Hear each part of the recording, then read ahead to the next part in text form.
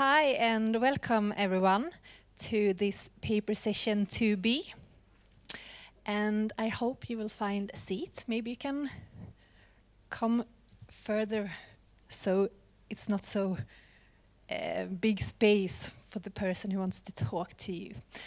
I will introduce you to René and he will start talking, and then we will have these two girls who wants to talk to you, and then we will have Peter Smith who finish this session. So welcome everyone and please take a seat, and I will give it up to you, René.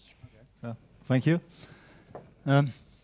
So my name is René Veenstra. I'm a professor in the Netherlands, a professor in sociology, and in this short talk, as start of this presentation, I will tell you about the importance of social networks, social network analysis for the study of bullying. Because over the years, we've learned from the work from Christina Salmi-Falli that when we look at bullying, we should not only focus on who is the bully and then think about punishing the bully, for example, or we should not only look at the victim, making them more resilient, for example, but that bullying really is a group process. And over the last 20 years, we have learned a lot about bullying as a group process. But my claim is that if we take that issue seriously, that bullying is a group process, that we also should find a way to measure it as a group process, so that we really need network information to get a better grip on the study of bullying. And if we become successful in that, and maybe we are already doing quite well, but I think there's still a lot to learn. But if we really become successful in studying bullying as a network phenomenon, then maybe we can also use the network information to help children and to intervene. And today we have a symposium with only 2 presentations. So in the program book there was originally 3 presentations, but Annelies van Aalst is not here. But there are 2 remaining presentations, and both will tell you about how they want to incorporate network information in their study. So, if I talk about network information, then here are some typical network questions. So, and many of you, if you are researchers, collect this information. And if you are a teacher, then it might also be the case that you are interested in the answers to these questions, and that you now and then use that, for example, to see who's connected to whom in a classroom, and maybe even to create groups within the classroom.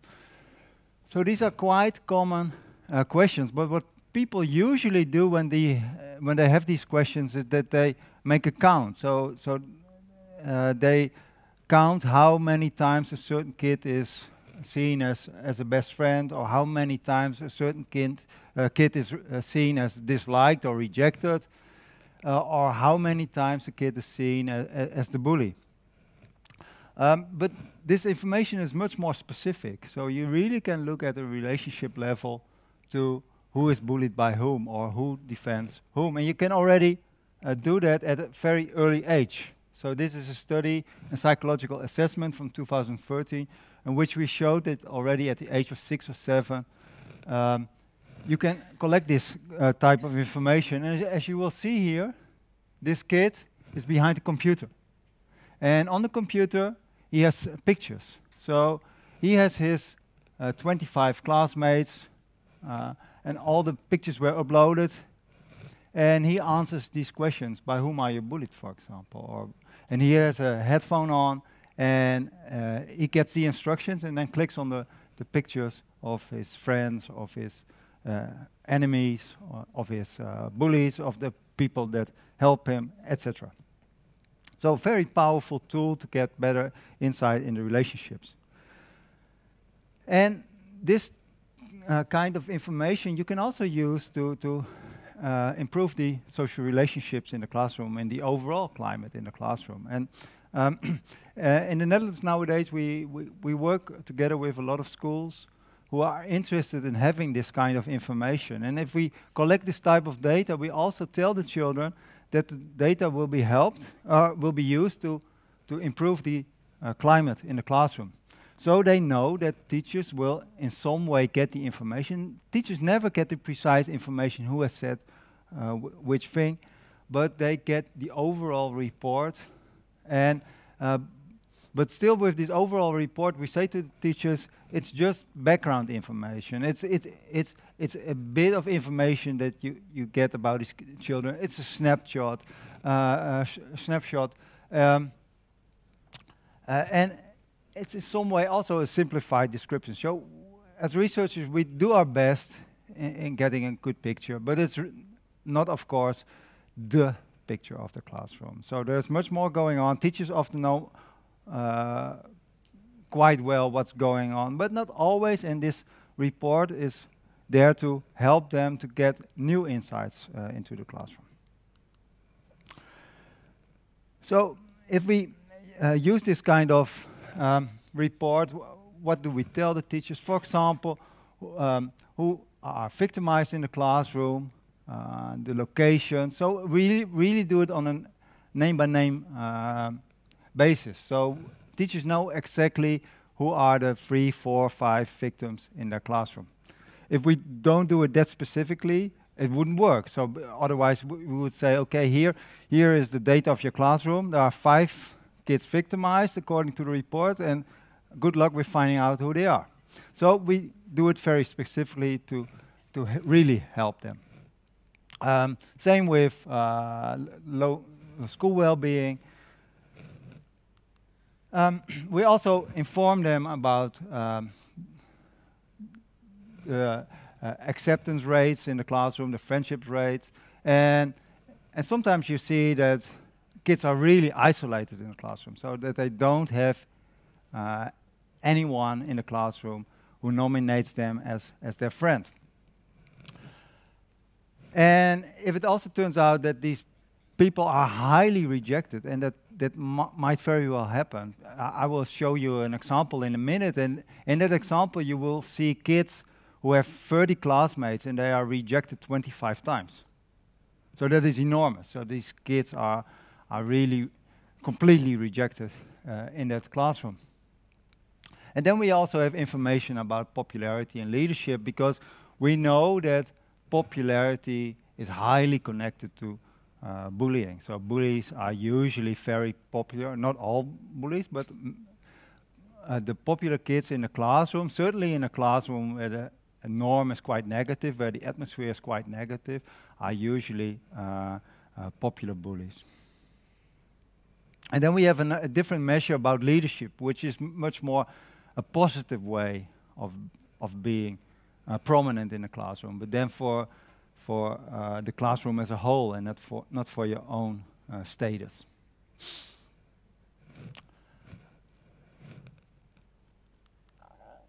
We also show the teachers the network, and here you see an example of a network, and a classroom where so far a lot of kids are bullied. So this is a classroom with about 30 children, and you will see that 11 of them are bullied at least monthly. So 3 are bullied monthly, 4 weekly, and 4 even almost daily.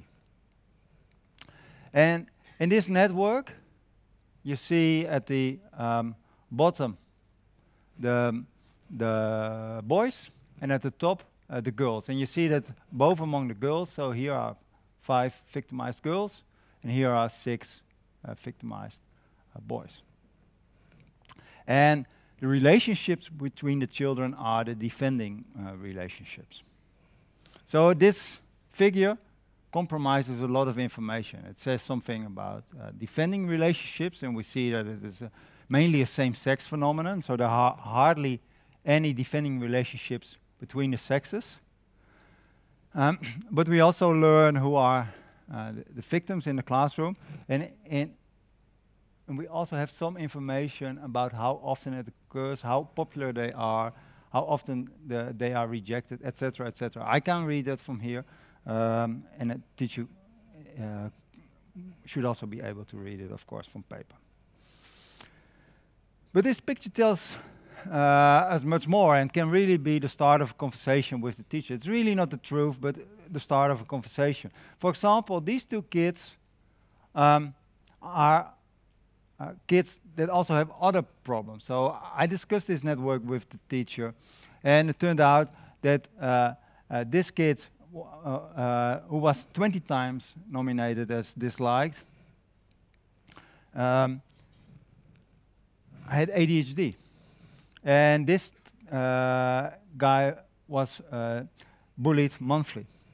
And this person was an autistic boy, 8 times nominated as disliked, and he was bullied daily.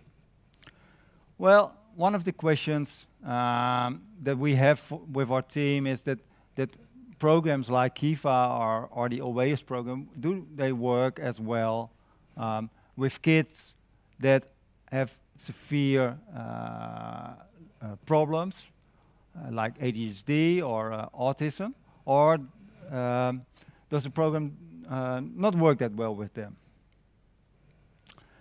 Another insight that you get from this picture is that indeed, as expected, that the popular kids are among the bullies in the classroom. So these kids are nominated 21 times, 25 times, 15 times as popular, and these 3 boys are really the bullies in the classroom.